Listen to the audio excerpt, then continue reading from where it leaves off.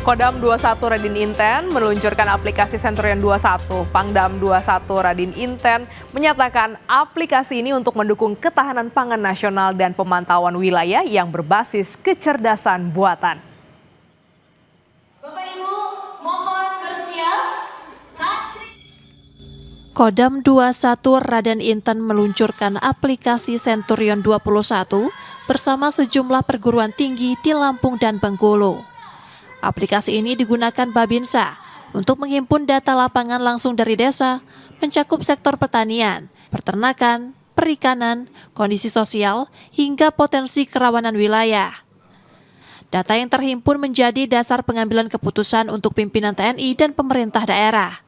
Hingga akhir Januari 2026, lebih dari 15.000 data lapangan terkait ketahanan pangan dan kondisi wilayah telah terkumpul dari 3.000 desa di Lampung dan Bengkulu. Alat ini sebenarnya alat bantu bagi Babinsa dalam rangka membantu masyarakat di wilayah tadi. Artinya kami memetakan wilayah mana yang cocok untuk padi, cocok untuk perkebunan, cocok untuk perikanan, cocok untuk peternakan, dan juga sebagai bahan laporan kontrol kami kepada kinerja anggota kami di lapangan. Centurion 21 juga dilengkapi fitur lapor Pangdam yang membuka ruang partisipasi masyarakat untuk menyampaikan informasi dan pengaduan secara terbuka dan terpantau. Peluncuran aplikasi ini menegaskan komitmen TNI beradaptasi dengan teknologi, sekaligus mendukung ketahanan pangan nasional berbasis data. Roma Afria Idam, Kompas TV, Bandar Lampung, Lampung. Seperti apa aplikasi ketahanan pangan yang diluncurkan Kodam 21 Radin Inten dan peranannya dalam mendukung ketahanan pangan nasional? Kita kupas lebih dalam bersama Pangdam 21 Radin Inten, Majen TNI Christomay Sianturi. Selamat pagi, Bapak. Boleh dijelaskan sedikit soal aplikasi ini nih Pak, bagaimana sebenarnya cara kerjanya dan bisa membantu Babinsa terkait dengan ketahanan pangan? Ya, terima kasih Pak Glenis. Jadi sebenarnya aplikasi Centurion 21 ini berangkat dari bagaimana TNI Angkatan Darat, Kodam 21 Radin mendekatkan diri dengan masyarakat. Eksistensinya diakui di masyarakat. Nah, kita berangkat dari Undang-Undang Nomor 3 tahun Undang-Undang Nomor Undang-Undang TNI Nomor 3 tahun 2025 tentang kita membantu pemerintah di daerah, gitu ya. Kemudian ada lagi 8 wajib TNI untuk memenuhi usaha mengatasi kesulitan rakyat di sekelilingnya. Nah, berangkat dari pemikiran itulah kami membuat satu aplikasi Centurion 21, di mana aplikasi ini berbasis digital atau AI, Artificial Intelligence, dan drone mapping analysis ya, yang kita buat secara khusus untuk mendukung ketahanan pangan berbasis data. Kemudian aplikasi ini dirancang untuk menjawab tantangan pembinaan teritorial sendiri di era digital, gitu, Pak. Nah, bagaimana sih caranya Centurion 21 ini membantu Babinsa secara sehari-hari? Ya. Pertama, pendataan sektor pertanian terintegrasi. Melalui aplikasi ini, Babinsa dapat mencatat berbagai sektor pertanian di wilayah binaannya, mulai dari menanam padi, perkebunan, perikanan, hingga peternakan. Nah, setiap data yang diinput nanti langsung terintegrasi dalam sistem, sehingga memberikan gambaran komprehensif penting tentang potensi pangan di setiap desa. Pada 1 November 2025, Bapak Presiden Prabowo Subianto telah menyampaikan di forum APEC Economic Leaders Meeting di Korea pada waktu bahwa beliau menyampaikan Artificial Intelligence digunakan dalam rangka pengentasan kemiskinan dan ketahanan pangan. Nah, berangkat dari pemikiran itulah kami Kodam 21 Radin ini berusaha bagaimana caranya kami membantu pemerintah dalam rangka ketahanan pangan tadi dengan cara menggerakkan Babinsa. Kemudian yang kedua adalah pemetaan potensi wilayah. Centurion 21 mengintegrasikan pemetaan drone untuk membantu Babinsa memetakan potensi pengembangan tanaman pangan. Nah, dengan teknologi ini Babinsa dapat mengidentifikasi lahan yang belum dimanfaatkan secara optimal, kemudian memantau kondisi tanaman dari udara dan merencanakan intervensi yang tepat sasaran. Lalu yang ketiga adalah kita Babinsa bisa memonitoring masa tanam dan identifikasi masalah. Melalui Centurion 21 ini memungkinkan para Babinsa kita tadi untuk memantau masa tanam, mendeteksi potensi hama atau penyakit, dan kemudian mengidentifikasi masalah lain yang mempengaruhi produksi pangan. Nah, kemudian data ini menjadi dasar untuk memberikan bimbingan dan penyuluhan kepada masyarakat di wilayah binaan.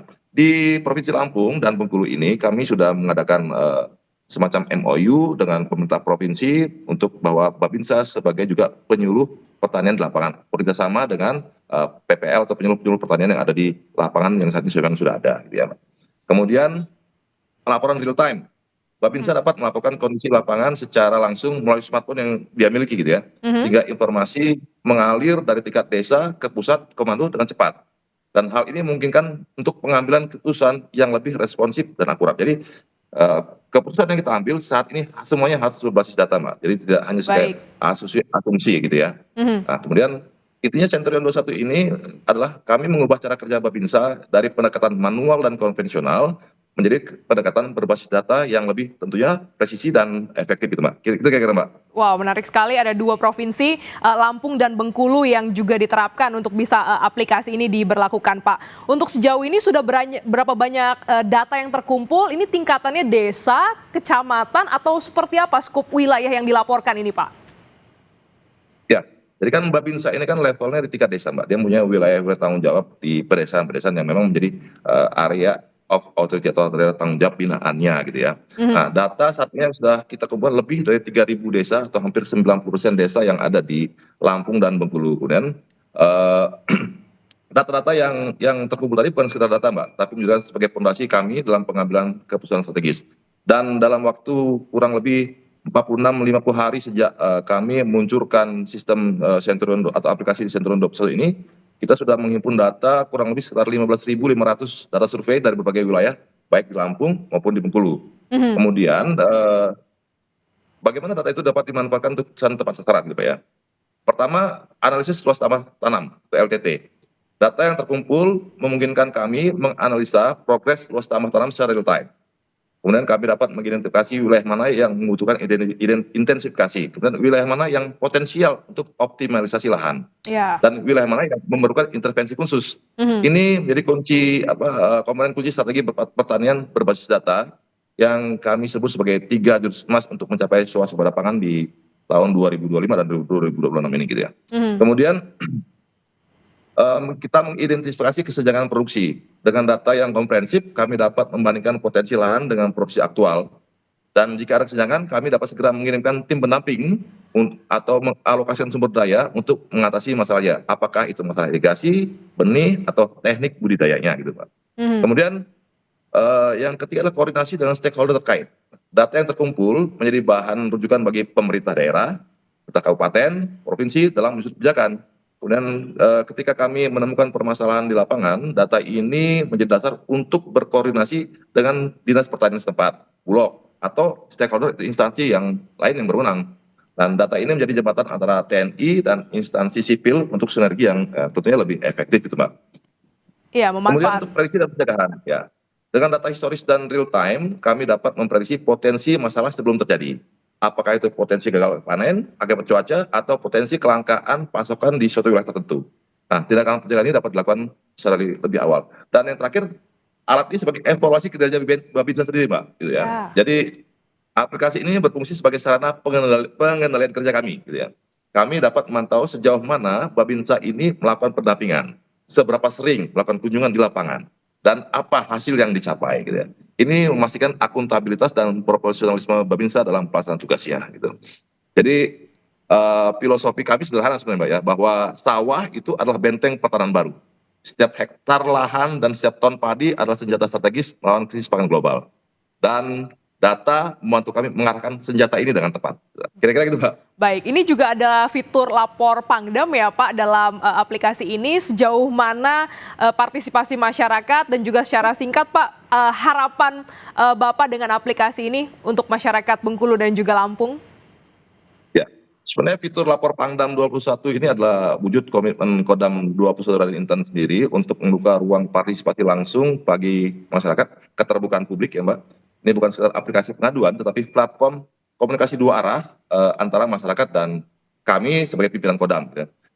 Saat ini memang partisipasi masyarakat sudah sangat terlihat bahwa sejak fitur ini diluncurkan, masyarakat sudah dapat menyampaikan berbagai hal, mulai dari keluhan terkait ketahanan pangan di wilayahnya dan kondisi infrastruktur pertanian hingga aspirasi untuk pengembangan wilayahnya. Kemudian bagaimana sih masukan tadi kami tindak lanjuti? Pertama, verifikasi dan validasi, Mbak. Setiap laporan yang masuk dan akan kami verifikasi dulu, validasi dulu oleh tim di lapangan, di Kodam. Kemudian kami memastikan bahwa informasi yang diberikan itu memang akurat dan dapat ditindaklanjuti. Kemudian kami berkoordinasi dengan stakeholder terkait, kementerian lembaga terkait, gitu ya, terkait dengan laporan tersebut. Misalnya kepolisian untuk masalah keamanan, kejaksaan untuk masalah hukum, atau dinas pertanian untuk masalah teknis pertanian. Gitu. Dan jadi kami tidak bekerja sendirian, Mbak, tetapi kami ingin menjadi fasilitator yang menghubungkan antara masyarakat dengan institusi yang tepat yang ada di Provinsi Lampung dan Bengkulu ini. Kemudian ini merupakan penugasan Babinsa. Jadi untuk laporan yang merupakan tindakan di tingkat desa, Babinsa ditugaskan untuk melakukan pendampingan dan pemantauan langsung. Karena Babinsa sudah ada di setiap desa, tapi respon bisa dilakukan dengan cepat gitu Mbak ya. Kemudian sebagai umpan balik atau feedback kepada pelapor, masyarakat yang melapor akan mendapatkan informasi tentang tindak lanjut yang akan dilakukan. Nah, ini penting untuk membangun trust, Mbak, kepercayaan masyarakat dan mendorong partisipasi lebih lanjut. Nanti kalau kita tidak lanjuti, ngapain dilapor-lapor, nah, gitu Mbak. Baik, baik, kemudian Bapak. laporan dari masyarakat yang terkait dengan ketahanan pangan akan terintegrasi dengan data di Centurion 21, sehingga menjadi bagian dari basis data yang lebih luas untuk analisis dan pengambilan keputusan. Sebenarnya fitur lapor Pangdam ini kan merefleksikan prinsip TNI untuk rakyat, Pak, gitu, dalam era digital. Gitu ya. Baik. Kami ingin masyarakat merasa bahwa suara mereka bisa kita dengar atau didengar dan tindakan nyata dilakukan. Kepercayaan masyarakat merupakan suatu aset strategis yang ternilai bagi pembinaan teritorial, Pak. Gitu ya, kira-kira, Pak. Baik, menarik sekali Bapak untuk Centurion 21 ini bisa mendekatkan TNI dengan rakyat dan juga pemantauan, pemanfaatan AI untuk ketahanan pangan. Terima kasih Bapak Majen TNI Christo Mesianturi, Pangdam 21 Radin Inten telah bergabung di Jurnal Nusantara pagi ini. Sehat selalu Bapak.